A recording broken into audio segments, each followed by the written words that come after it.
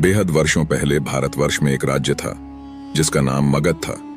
उस राज्य में एक बेहद ही अच्छा और न्यायप्रिय राजा बेलाल सेन शासन करते थे। उनके 3 बेटे थे जो सभी शक्तिशाली और चतुर थे। राजा बेलाल सेन का अंतिम समय आ गया। अब वे चिंतित थे कि कौन इस राज्य का राजा बनेगा। तीनों ही पुत्र इस राज्य के सिंहासन पर बैठने के योग्य थे। यह सोचकर राजा बेलाल सेन ने अपने सभी पुत्रों को बुलाया और उनसे यही सवाल किया, लेकिन तीनों ही स्वयं को राजा बनने के योग्य बताते हुए अपने पिता से आग्रह करने लगे। अब राजा क्या करें? सभी पुत्र उनके लिए प्रिय थे। इस समस्या के समाधान के लिए उन्होंने एक उपाय सोचा। राजा ने अपने पुत्रों से कहा, पुत्रों, तुम सब इस सिंहासन पर बैठने के योग्य हो, लेकिन एक और परीक्षा है। यदि तुम इसे सफलतापूर्वक पूरा कर सकोगे तो मैं राज्य उसी को अर्पित कर दूंगा। तीनों पुत्र इस परीक्षा के लिए सहमत हो गए। राजा ने कहा, यहां से बहुत दूर एक रानी रहती है जो कभी हंसती नहीं। यदि वह कभी हंसेगी तो उसके मुख से एक फल निकलेगा। मुझे वही फल लाकर दो। ध्यान रखना, यह कार्य अत्यंत कठिन होगा। तीनों पुत्रों ने उत्तर दिया, पिताजी, हम आपके लिए कुछ भी कर सकते हैं। हम स्वयं को प्रमाणित करके रहेंगे कि हम इस सिंहासन के योग्य हैं। पिता की अनुमति लेकर तीनों पुत्र रवाना हो गए। उन्हें उस रानी के राज्य का नाम तक पता नहीं था। वे सभी राह में लोगों से पूछने लगे, परंतु किसी ने भी ऐसी किसी रानी के बारे में नहीं सुना था। निराश होकर वे आगे बढ़ते रहे। चलते चलते वे एक स्थान पर पहुंचे जहां 3 रास्ते थे।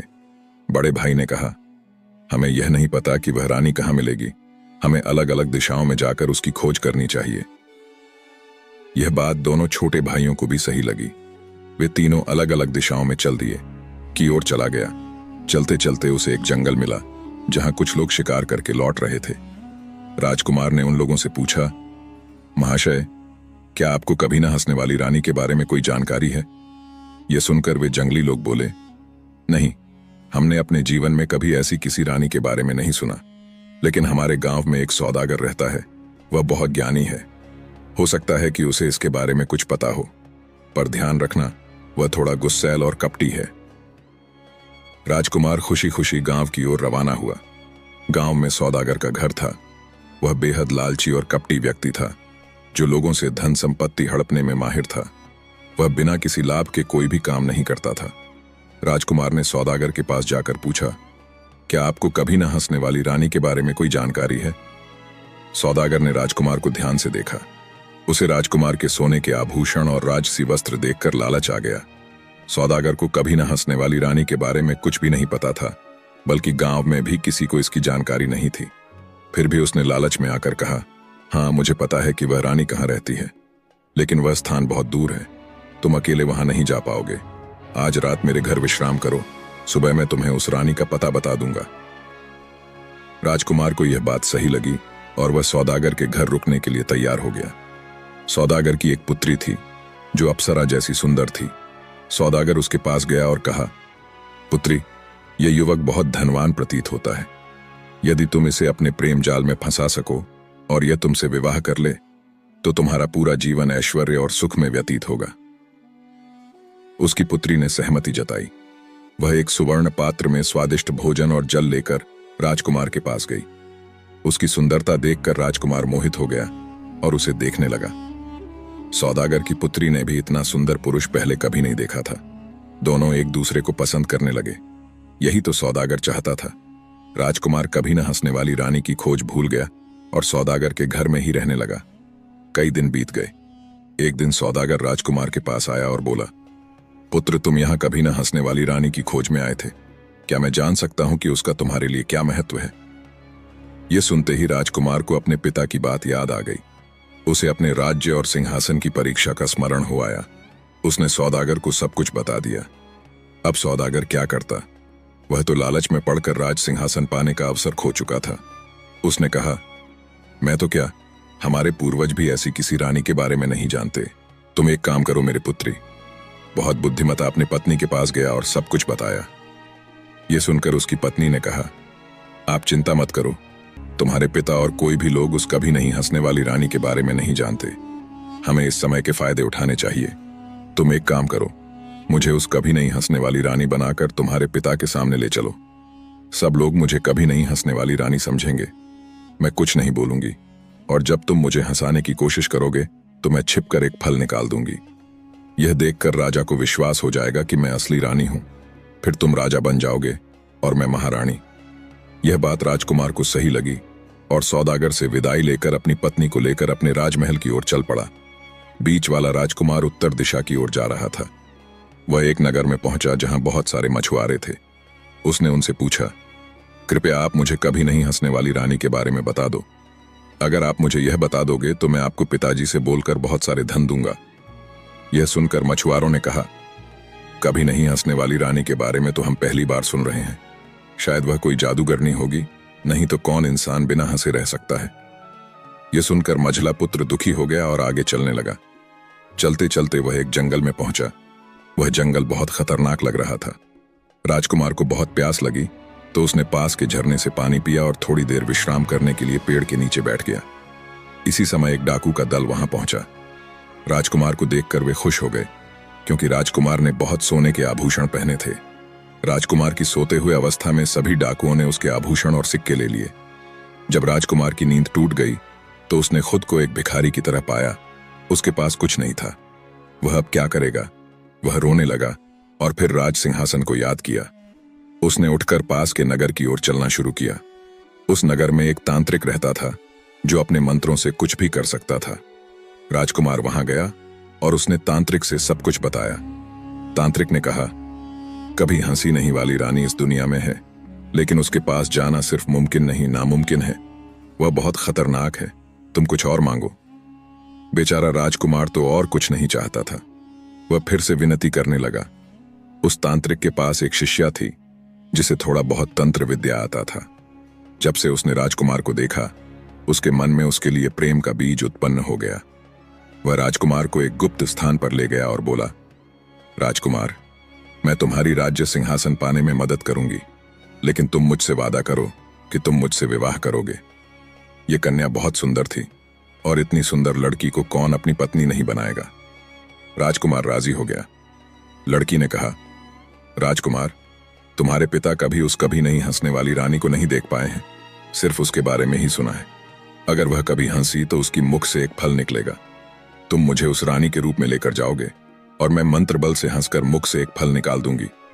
इससे तुम्हारे पिता खुश हो जाएंगे और तुम्हें राजा बना देंगे।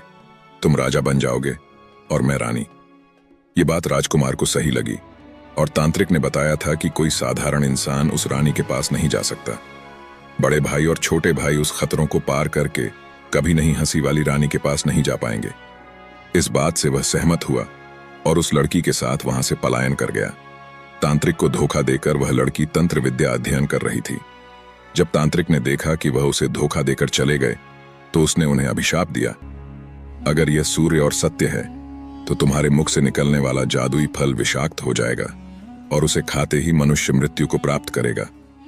बीच वाला राजकुमार और वह लड़की को यह बात नहीं पता थी। वे राजमहल में आ गए। अपने दोनों पुत्रों को देखकर राजा और रानी बेहद प्रसन्न हुए। दोनों अपने साथ साथ एक एक कन्या लेकर आए थे। दोनों को देखकर राजा आश्चर्यचकित हो गए।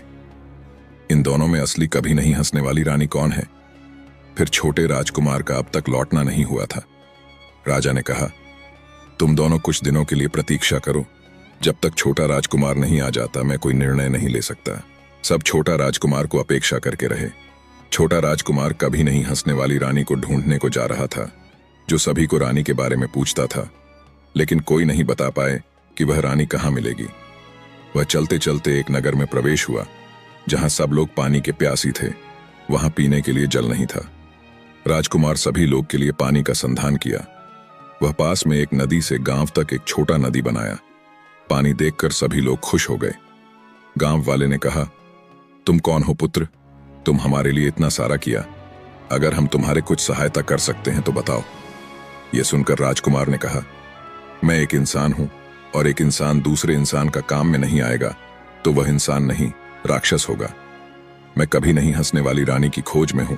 क्या आप मुझे उसके बारे में कुछ बता सकते हो? यह सुनकर लोग एक दूसरे को देखते रहे। फिर एक आदमी ने कहा, हम कोई भी इस रानी के बारे में नहीं जानते, लेकिन उसे पाने के लिए कुछ मदद कर सकते हैं। फिर एक पहाड़ की तरफ इशारा करते हुए कहा, उस पहाड़ में एक यक्षिणी रहती है। वह तुम्हें कभी नहीं हंसने वाली रानी के बारे में बता सकती है, लेकिन वह बेहद क्रोधित रहती है। उसकी एक पुत्र को एक राजकुमार ने मार दिया था, इसलिए वह कोई राजा या राजकुमार को जीवित नहीं देखना चाहती। तुम उसके पास सावधानी से जाओ। इस आदमी से यह बात सुनकर राजकुमार वह पहाड़ की तरफ जाने लगा। वह पहाड़ बहुत खतरनाक था। वह सभी खतरों को सामना करके उस पहाड़ पर पहुंचा। जब राजकुमार को उस यक्षिणी ने देखा, क्रोध से चीत्कार करने लगी। वह बोली, तुम कौन हो? यहां क्यों आए हो? तुम्हें मैं मार दूंगी। राजकुमार उसके पैर के नीचे पड़ गया और कहा, माता जी, मैं आपके पुत्र जैसा हूं। मुझे आप अपना माता समझ लीजिए। अगर आपको मुझे मारना है तो मुझे मार दो। राजकुमार के मुख से माता जी नाम सुनकर वह रह गई। वह भावुक हो गई और अपने पुत्र के बारे में सोचने लगी। वह उसे ध्यान से देखा और उसे देखकर अपने पुत्र जैसा लगा। वह उसके पास गई और कहा, तुम क्या करने आए हो? तुम मुझे माता बुलाकर मेरे ममता को जगा दी है। आज से तुम मेरे पुत्र हो। राजकुमार ने कहा, माता, मेरे पिताजी ने मुझे कभी नहीं हंसने वाली रानी को खोजने का दायित्व सौंपा है, लेकिन कोई उसकी राज्य के बारे में नहीं जानता। मुझे आपकी सहायता की आवश्यकता है। कृपया आप मुझे कभी नहीं हंसने वाली रानी के बारे में बता दीजिए। यह सुनकर यक्षिणी ने कहा, तुम यह क्या बोल रहे हो? वह बहुत खतरनाक है। वह जितनी खतरनाक है, उसके राज्य को जाने का मार्ग उतना ही खतरनाक है। तुम यहां नहीं जा पाओगे पुत्र। तुम्हें मैं अकेला कैसे छोड़ दूंगी? यह सुनकर राजकुमार ने कहा, मैं अकेला कहीं भी जा सकता हूं माता। मुझे सिर्फ आपकी आशीर्वाद चाहिए। यह सुनकर यक्षिणी ने उसे कभी नहीं हंसने वाली रानी के राज्य के बारे में बताया। फिर उसे एक तलवार दी और बोली, यह साधारण तलवार नहीं है। तुम इस तलवार को लेकर उस राज्य में पहुंचो। उस राज्य के राजमहल के पीछे एक जादुई नारियल का पेड़ है। उसी को इस तलवार से काटकर उसी पानी को पीने से वह कभी नहीं हंसने वाली रानी तुम्हारा हर बात मानेगी। राजकुमार यक्षिणी से आशीर्वाद लेकर तलवार को साथ लेकर कभी नहीं हंसने वाली रानी के राज्य की ओर प्रस्थान किया। कभी नहीं हंसने वाली रानी का राज्य बेहद दूर था। उस राज्य के जाते समय एक बहुत बड़ा समुद्र था। उस समुद्र में एक शैतान रहता था जो आने वाले इंसान को खा जाता था। राजकुमार यक्षिणी द्वारा दी गई तलवार से उसे मार दिया। जैसे ही शैतान मर गया, समुद्र का पानी सूख गया। राजकुमार चलता रहा और चलते चलते एक सुंदर राजमहल देखा। उसे देखकर समझ आ गया कि यह वही कभी नहीं हंसने वाली रानी का राजमहल है। लेकिन उस राज्य में सन्नाटा छाया हुआ था। एक जादूगर ने राज्य को जादुई बना दिया था। वह उस राज्य का जमाई होने वाला था। वह काला जादू जानता था। एक दिन उसका विवाह इस राज्य के राजकुमारी के साथ करने को तय किया गया, लेकिन राजकुमारी किसी और से प्यार करती थी। वह उस राजा से विवाह करने को इनकार कर दिया। वह हंस हंस कर अपने प्रेमी का गुणगान कर रही थी। यह राजा को पसंद नहीं आया। उसने अपने जादू से राजकुमारी को पाषाण बना दिया, इसलिए वह कभी हंसती नहीं थी। राजकुमारी के माता पिता एक ऋषि के पास गए और राजकुमारी को सही करने का उपाय पूछने लगे। आर्षि ने यह सुनकर कहा, जो राजकुमार राजमहल के पास नारियल पानी पीकर राजकुमारी को नारियल पानी पिलाए, राजकुमारी ठीक हो जाएगी। इन दिन बिना हंसे रहने के कारण उसकी मुख से एक जादुई फल निकलेगा। वह फल खाने से वह शक्तिशाली हो जाएगा। तब से राजकुमारी बिना हंसे रहती आई है। राजा रानी मर गए और वह नारियल का पेड़ अब तक वहां है। राजा के जादू के कारण इस राज्य के बारे में कोई नहीं जानते थे। राजकुमार तलवार लेकर नारियल पानी लाने को गया, लेकिन वह पेड़ जादुई होने के कारण उसे मारने के लिए आया। यक्षिणी की दी भी तलवार से उसने नारियल पानी पिया और राजकुमारी को दिया। नारियल पानी पीकर राजकुमारी सुस्त हो गई, लेकिन हंसी नहीं आई। राजकुमारी ने राजकुमार को देखकर सब कुछ बताया। राजकुमारी राजकुमार को देखकर मोहित हो गई। वह उसे प्रेम करने लगी। राजकुमार ने कहा, राजकुमारी, जैसे सुंदर कन्या कहीं नहीं देखी थी, तुम बहुत सुंदर हो। दोनों आपस में प्रेम करने लगे। राजकुमारी ने कहा, चलो तुम्हारे राज्य में जाकर इस फल को तुम्हारे पिता को देते हैं। उसके बाद हम इसी जगह आकर रहेंगे। तुम इसी राज्य के राजा बनोगे और मैं तुम्हारी महारानी बनूंगी। तुम्हारे राज्य को तुम्हारे दोनों भाइयों को दे देंगे। यह सोचकर दोनों अपने राज्य में पहुंच गए। राजा रानी ने छोटा राजकुमार को देखकर बेहद प्रसन्न हुए। छोटे राजकुमार के लौटने पर राजा बेलाल सेन ने उसे गले लगा लिया। तीनों पुत्रों को देखकर राजा बेहद प्रसन्न हुए, लेकिन वह उलझन में थे कि किसे सिंहासन सौंपे।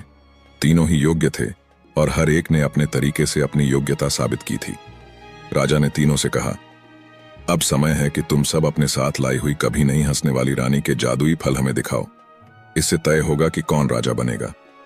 बड़े भाई ने अपनी पत्नी को कभी नहीं हंसने वाली रानी बताकर राजा के सामने पेश किया। वह उसे देखकर कहने लगा, पिताजी, ये वही रानी है। मैंने इसे हंसाया और इसने फल प्रदान किया। तब उसकी पत्नी ने राजा के सामने छुपे हुए फल को बाहर निकाला। राजा को थोड़ा संदेह हुआ, लेकिन फल देखकर उन्होंने बड़े भाई की बात पर यकीन किया। इसके बाद मझले भाई ने अपनी पत्नी को कभी नहीं हंसने वाली रानी बताया। उसने भी अपने मंत्र बल का प्रयोग करके हंसने का दिखावा किया और एक जादुई फल राजा को दिखाया। राजा को यह भी सही लगा, लेकिन उनके चेहरे पर असमंजस साफ झलक रहा था। अब बारी छोटे भाई की थी। उसने असली कहानी बताई। पिताजी, मैं असली कभी नहीं हंसने वाली रानी को आपके सामने लाया हूं। यह वही राजकुमारी है जिसे जादू के कारण हंसने की क्षमता खोनी पड़ी थी। मैं उसे मुक्त करके लाया हूं। छोटे भाई के साथ आई राजकुमारी ने राजा के सामने झुकते हुए कहा, महाराज, यह सच है।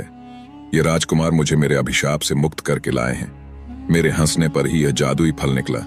यह रहा फल। उसने वह फल राजा को सौंप दिया। राजा ने सोचा, सभी फल को खा लेता हूं, इस फल में से कोई जादुई फल निश्चित होगा। यह सोचकर वह फल खा रहे थे, तब एक जादूगर वहां प्रकट हुआ और बोला, उस फल में से एक जादुई फल है जिसे खाने से मनुष्य सभी रोग से मुक्त हो जाएगा, लेकिन वहां एक विषाक्त फल भी है जिसे खाने में मनुष्य एक पल में मर जाएगा। यह सुनकर राजा घबरा गए। बीच वाला राजकुमार जो तांत्रिक के साथ उसकी शिष्या को लेकर आया था, उस वक्त तांत्रिक ने अभिशाप दिया था जो फल गया। अब क्या किया जाएगा? उस समय मंत्री ने राजा से कहा, महाराज, आप सभी फल को तीनों भाइयों को दे दो। वह अपने लिए हुए फल खाएंगे, तब पता चल जाएगा कि कौन सा जादुई फल है और कौन सा बीज फल है। यह सुनकर छोटा राजकुमार खाने को राजी हो गया, लेकिन दोनों बड़े पुत्र डर गए। वह तो असली फल नहीं लाए थे। अब राजा को सब कुछ समझ में आ गया। वह असली रानी और नकली रानी को पहचान गए। वह जैसे ही जादुई फल खाया तो शक्तिशाली हो गया।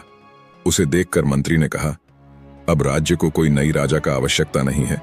राजा स्वयं इस राज्य को शासन करेंगे। अब क्या था, राजा बेलाल सेन फिर से राज्य का राजा बन गए। छोटा राजकुमार और राजकुमारी उस राज्य में जाकर शासन करने लगे जहां राजकुमारी रहती थी। दोनों बड़े राजकुमार अपनी गलती मान गए और पिताजी की सेवा करते हुए जीवन व्यतीत किए। दोस्तों, आपको यह कहानी कैसी लगी? कमेंट करके जरूर बताइए। वीडियो अच्छी लगी है तो लाइक और शेयर करें। ऐसे नई नई कहानियों के लिए चैनल को सब्सक्राइब जरूर करें। आपको किसी तरह की कहानी पसंद है, हमें जरूर बताइए, ताकि हम उसी तरह की वीडियो लेकर आएंगे। यदि आपने हमारे पिछले कहानियां अब तक नहीं देखी हैं, तो उन्हें भी एक बार जरूर देखें। आपका ध्यान रखें, क्योंकि जल्द मिलेंगे एक नई कहानी के साथ।